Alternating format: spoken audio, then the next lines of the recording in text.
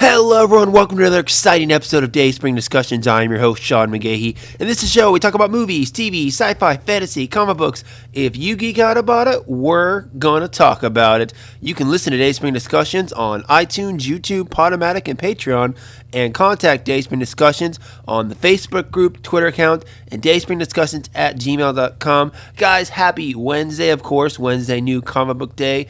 Get out there, grab some books, read, enjoy, and just love the art form, guys. I am here on my day off, and I gotta tell you, I feel like crap. The weather's been wishy-washy here in Austin the last couple weeks, going cold to hot. Allergies are coming in. Apparently the cedar count is really high.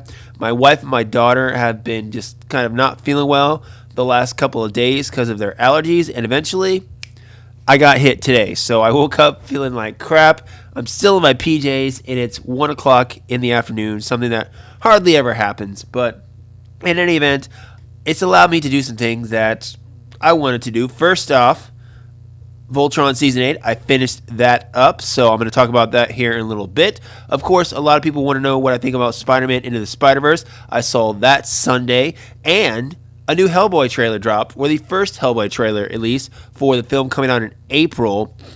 I'll get to all that in just a minute, but first, I got to promote this little project I'm doing over the next couple of weeks. Guys, this year we had the big crossover Elseworlds, and if you're like me, you watch all the CW superhero shows. There's 5 of them, but really Black Lightning doesn't count. It's not really in the so-called Arrowverse, at least not yet.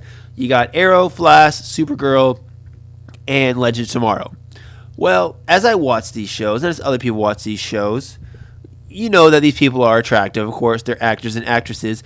And lately, I had a couple friends of mine that watch the show with me, and we like to play the game, fuck, marry, kill. Whereas, you take 3 people, and, you have to kill one, you have to marry one, you have to fuck one.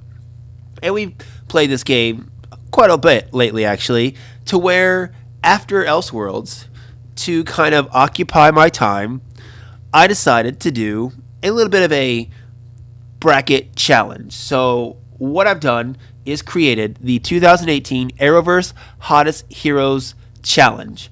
And what I've done is taken the top 8 reoccurring males and the top 8 reoccurring females in each of the 4 shows, and they're going up against each other, voted by you guys on Twitter and the Facebook group as to who is the hottest. So say, for instance, Oliver Queen, played by Stephen Amell, is the actor who has been in the most Arrow episodes.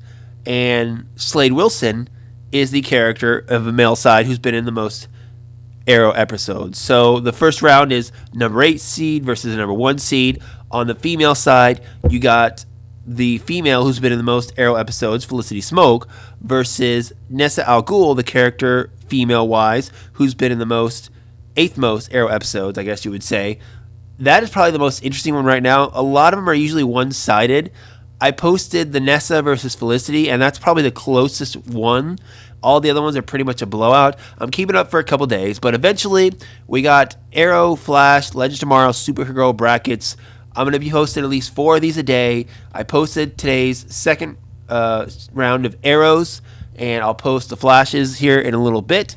So go online every day, guys. Vote for who you think the hottest is. Eventually, we'll get the hottest guy and girl from each show, and then they're going to go against each other to figure out who is the hottest guy and girl in the Arrowverse. So just something stupid fun that I'm doing, and make sure you go vote. All right, so like I said, I got 3 topics I want to talk about today, but just briefly before I get to them, I do want to mention it's New Comics Day, and the last issue of X-Men Extermination came out. This is a comic that was supposed to be the end of the original X-Men in the present timeline. So for those of you who don't know, years ago, after Avengers vs. X-Men, Beast brought the original 5 X-Men to the present to try to snap present-day Cyclops out of his funk. Turns out they stayed for way longer than they should have, and eventually found their way back with their memories erased. Now, since then, the original Jean Grey has come back, and the original Cyclops has died. And spoiler alert, at the end of this issue, we come to find out that Cyclops, present-day Cyclops, is still alive. Cyclops being my favorite X-Men, and given the fact that this show is not only an X-Men reference, but also a Summers family reference, I have to bring this up at least just a little bit, because now my thoughts are racing about how Cyclops survived. He's always been a bit of a planner, which is why I love him too, but there was kind of a psychic bomb that went off in the original X-Men when, to the moment they went back, their older selves would immediately remember all the memories, right? My guess is that somehow Cyclops found a way to open that trap a little early, found out he was going to die and when he was going to die, and figured out a way out of it. And now he's going to come back because the smoke has cleared, leading away to a new X-Men team, which they just started to promote. I guess it's going to come out in March. But I love Cyclops. I love X-Men, so I just had to mention that briefly, guys. Let's get on with the show. Spider-Man Into the SpiderVerse came out this weekend. Another superhero movie, animated, nonetheless. This is a little different because we haven't had a lot of theatrically released superhero or comic book films. The last one I think we got, besides Lego Batman, was Batman Mask of the Phantasm, if I believe that's correct. Special events don't count. But Spider-Man Into the SpiderVerse brings a fan favorite for the first time to life. That is Miles Morales. Now, he first appeared in Ultimate Spider-Man years ago when Ultimate Peter Parker died. He took over the mantle, he changed up the costume a little bit, and people have been clamoring for Miles Morales to be put up on the big screen, and people finally got their wish. Now, I've been fascinated with this film ever since I saw the first trailer, and really, it not only has to do with the fact that it is Miles Morales, that's an animated Spider movie, it's the cast. I mean, the main character, Miles, is played by Shameik Moore, who I most know from The Get Down on Netflix, a show that only had 2 seasons that I was severely disappointed when it got canceled because I really liked that show. So that got my blessing. Jake Johnson from New Girl and Jurassic World played a version of Peter Parker. Haley Steinfeld, who's going to be in Bumblebee, among other things, was Gwen Stacy. Mahershala Ali, the Academy Award winner, played Uncle Aaron, a.k.a. the Prowler. And Lily Tomlin played Aunt May. So you got a lot of good vocal casting in this movie. So what did I think about it? I liked it. I didn't love it. I liked it. I will say, I wish they would have focused more. I mean, Miles Morales is the focal character, definitely, with Peter Parker being the supporting character. And I wish they would have made just a mild-centered movie where, like, yeah, you can have Peter Parker as, you know, his mentor, but leave out all the multiverses and Spider-Verses and stuff like that. But I will say, like I said, Miles Morales as a character, I really loved him. That moment in the movie, which, of course, guys, you know, I'm going spoilers, so this is what I do. When he puts on his Spider-Man costume, his own, that he designed, that fits his personality, that's the hero's moment in a lot of movies, where he accepts his destiny, his journey, what he has to do, and it got me excited. If everything leading to that point gets you excited for that moment, then the filmmakers have done their job.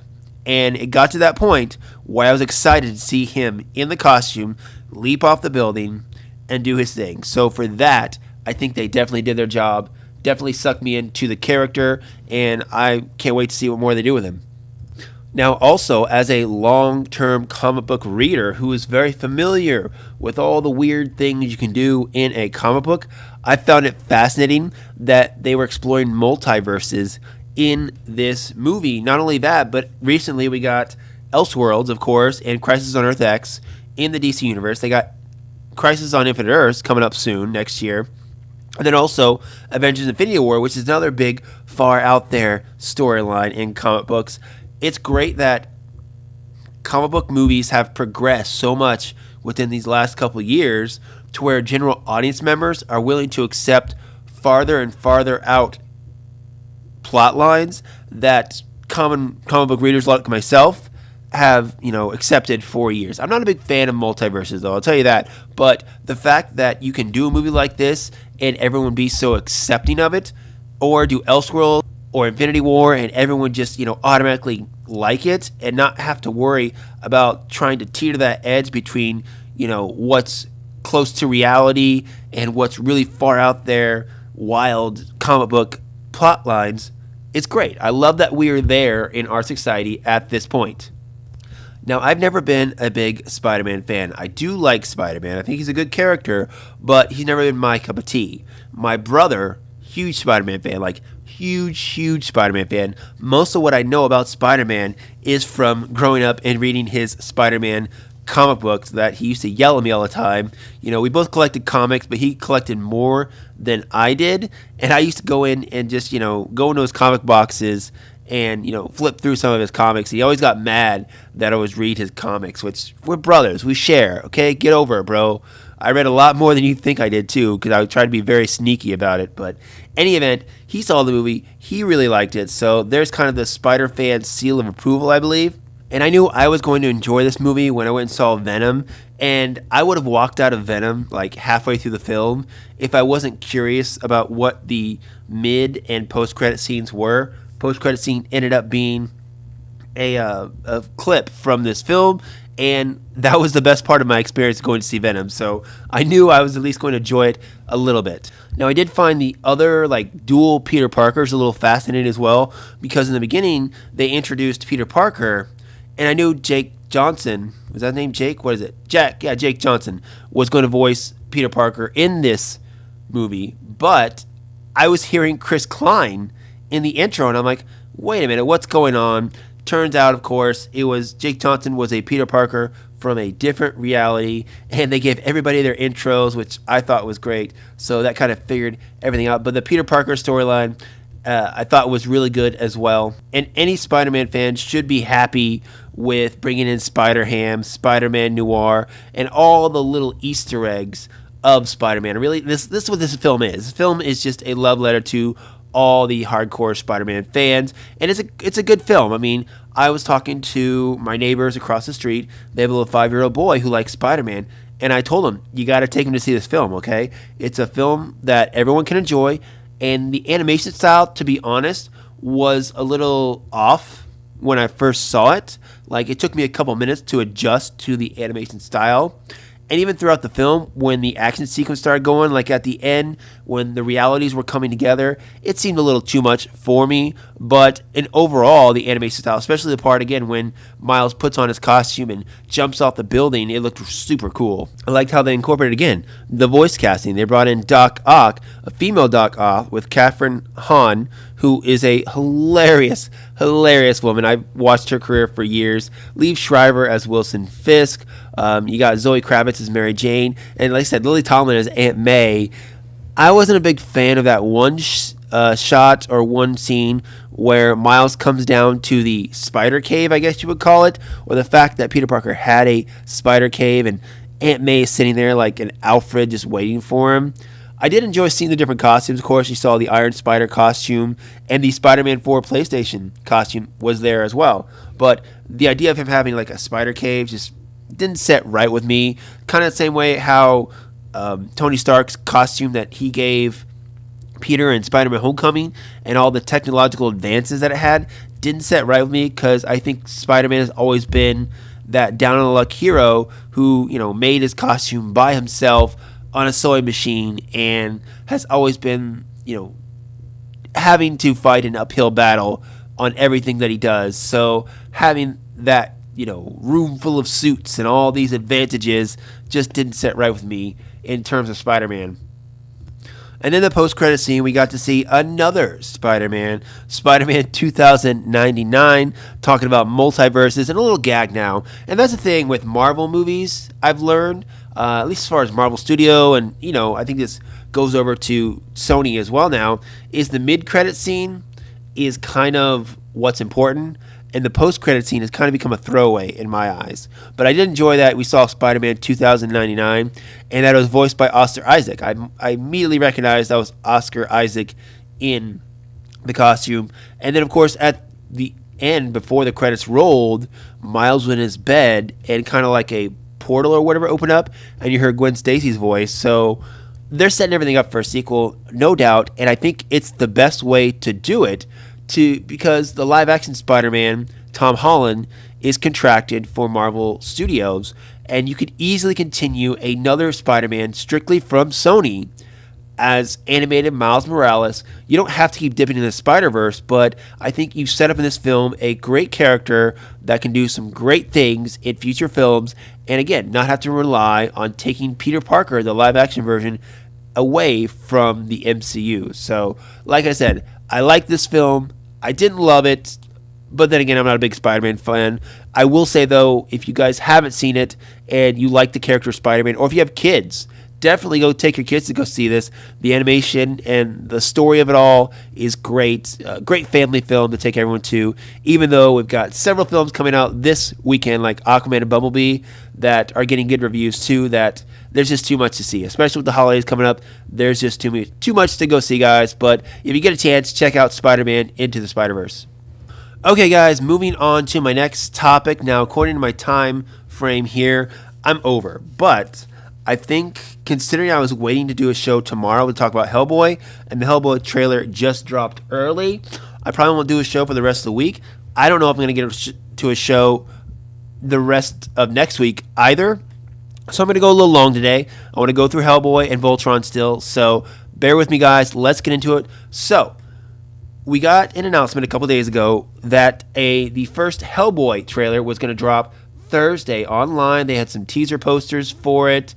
The studio was all getting set for it. And what happened this morning, I wake up and there are stories going around that Hellboy, the trailer, has been leaked and it's out there. I didn't watch it until about an hour ago when the studio decided to officially post it online because it had already leaked. People had already seen it. And this is what happens, when you have a trailer and you announce it's coming out. It happened with Avengers, I think Age of Ultron, right? When they announced it, they were going to put it on TV after Agents of S.H.I.E.L.D., but it got leaked online, so they had to release it early.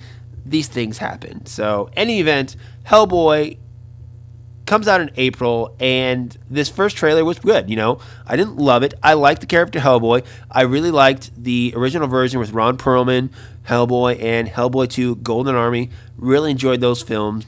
In this one, we see David Harbour step in as Hellboy, and he's a good actor. Seen him in several things. I think he's going to do a good job. We got Ian McShane as the professor. The main villain is Mila Jovovich from the Resident Evil franchise. She's going to be playing the Blood Queen. We got Thomas Hayden Church as Lobster Johnson.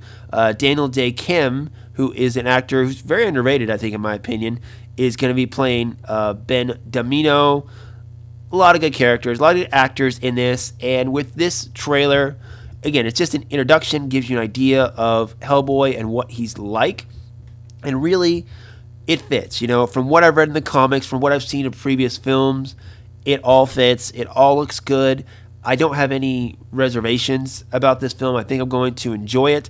The director, Neil Marshall, has a very deep history in horror, which really is what Hellboy is. He's a monster. He fights monsters. So I'm not worried about him hitting those notes. But in any event, you can go online and check out the trailer. Let me know what you think. Again, I really don't have anything deep really to say about it, except for the fact that I enjoyed it. It didn't get me super excited, but I think it was a good first trailer. Consider we're probably going to get one or two more, maybe more in depth about the story. That's fine. It's just introducing us to this new world of Hellboy, and for that, I think it did a good job. So go online. You can go to either the Dayspring Discussions Facebook group or Twitter account, or go on YouTube and check it out, guys. Okay, guys, so the last thing I'm going to talk about for today, probably for the week, maybe even for the year, is Voltron Legendary Defender. The final season came out on Netflix on Friday. Now, I will say I really like this show. I really love it. I think it's a great sci-fi show, not as well as an animated series. I've been spending the last couple weeks reviewing the previous season to get ready for it, which is weird that it's on season 8, considering it only came out 2 years ago, like a little over 2 years ago, 2016. They had season 1 and season 2, and then in season 3, they started doing only 6 to 7 episodes at a time, but they released the seasons much quicker. So really, if you look at it in terms of a season being, 12 to 13 episodes, it's technically only season 6, but that's neither here nor there, guys. I've enjoyed the series. Been excited to watch it. I didn't even get to it actually though. I've been busy this weekend. Didn't even get to it till Sunday night. And then I just finished it this morning mainly because I was being lazy. Now, of course, much like Spider-Verse and everything else I talk about, I do go spoilers. So if you have not seen the final season of Voltron Legendary Defender on Netflix, pause, come back to this. If you don't care, keep listening. It's your life, guys. But I finished the season. I immediately went on Twitter to see what people were talking about. And you know what? There was so much hate for it. And it had nothing to do with really the story. It had to do with these people that are afraid, that are mad that, Lance and Allura barely got a chance to be in a relationship. That Keith and Shiro didn't end up in a relationship. Or Keith and Lance didn't end up in a relationship. It gets me so frustrated. Going all the way back years. I mean, of course, the best example in my eyes is last year, The Last Jedi, where the Star Wars fan community was so divided on that film, mainly because there are people that have an idea of what they want to see happen. And when it doesn't happen, they get mad. It doesn't matter what actually happened and how good it is.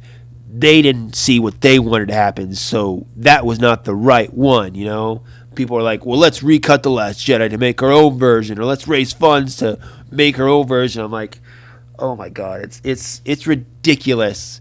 I put this up, fandom is a privilege, not an entitlement, okay?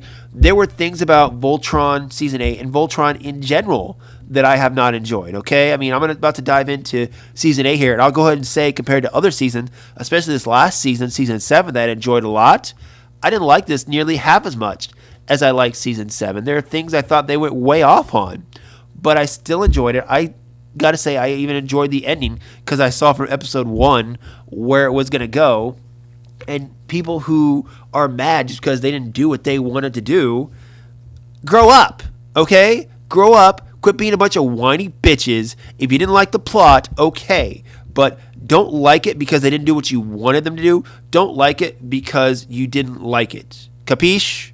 Okay. If you're still there, let's move on. So Season 7 ended on a very high note in my eyes. I really loved Season 7, one of my favorites of the series. And really, they could have ended the whole series right there had it not been for that tag at the end where they opened up the Roe Beast and found the Altean. And we come to find out that Hagar, otherwise known as Mahersa, is that her name? Honerva, that's what it is. Yes, that's Hagar's original name. Honerva, she was the wife of Zarkon and mother to Lotor. Turns out she's been building power while the Paladins were defending Earth. She's got a hold of some Alteans. She's put them in their minds that Voltron is the enemy. She's put them in these Roe Beasts to help her fight, and her whole plan is to find a reality where she can be happy, where Zarkon wasn't corrupted by the Quintessence, where Lotor didn't die in a battle against Voltron. Be happy kind of is her key. And to do that, she's going to tear through reality and pretty much destroy all of existence. And with Honerva's storyline, she was corrupted much like Zarkon by the Quintessence. Excuse me.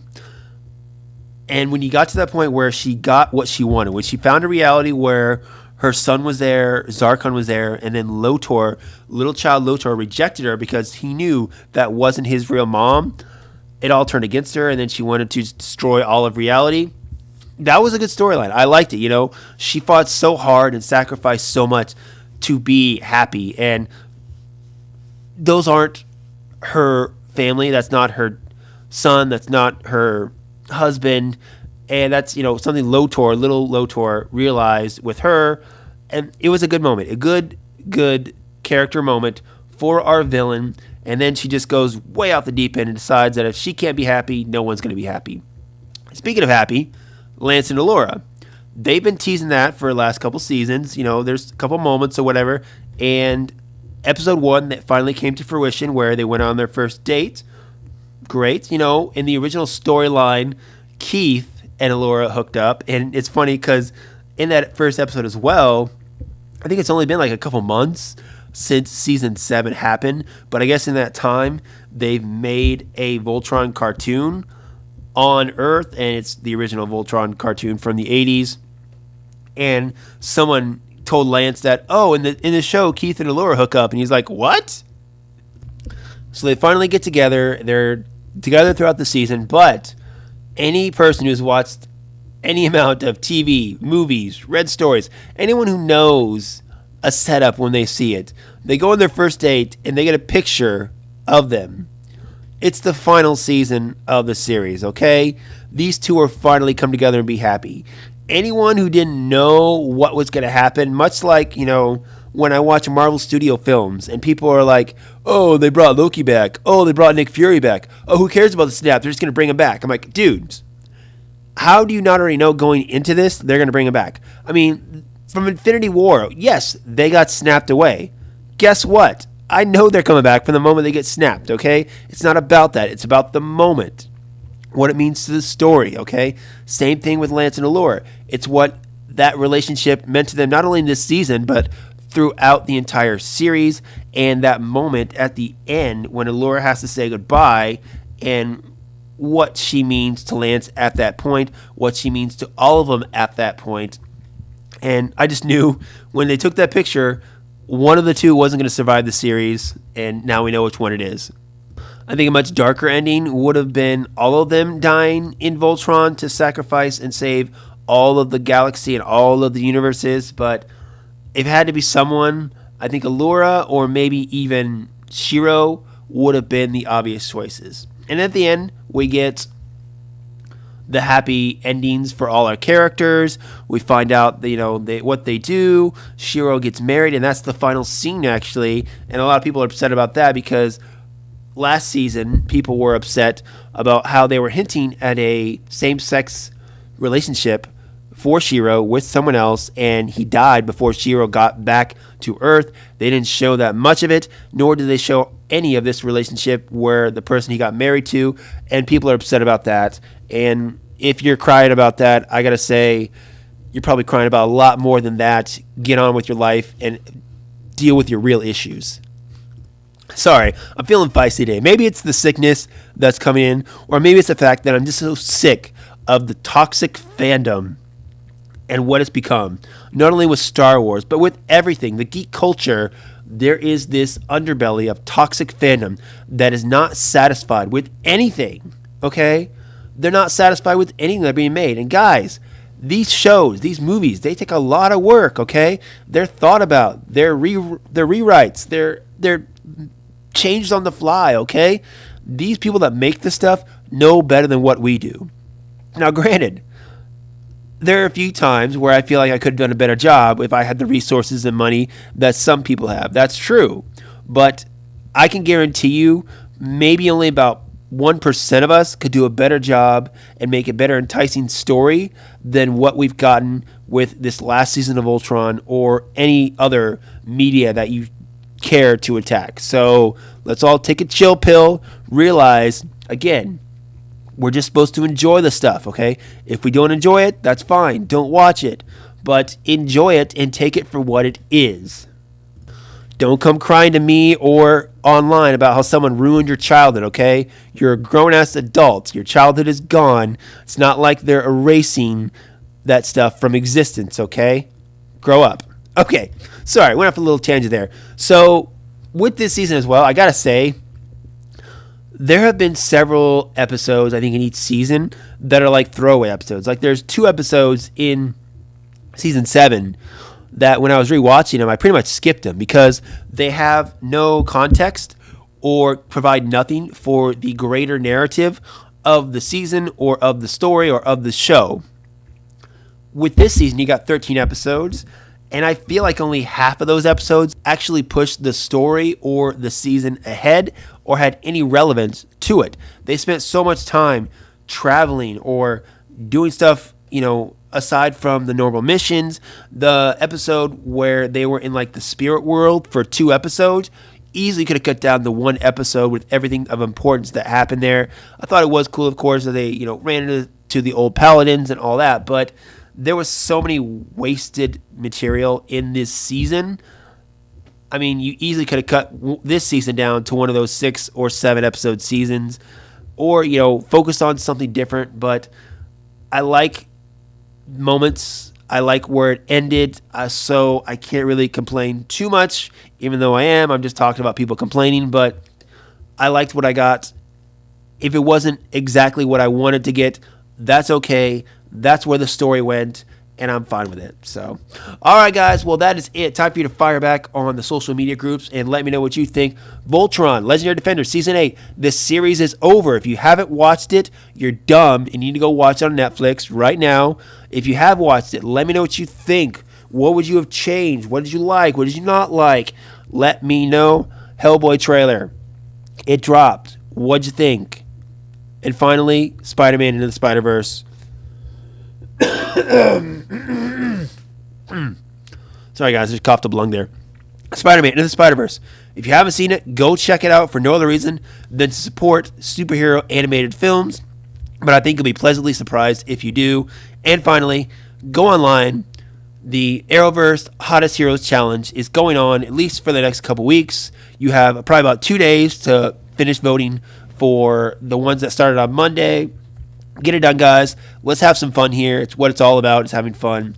So this is it for the week. I don't think I'm going to get to another show probably next week. So Merry Christmas, guys. Hope you have a great holiday season. Enjoy it with your friends and your loved ones. And remember what it's all about is spending that time together and being better people than we think we are, that we know we can be. So that's it. Until next time, may the Force be with us all.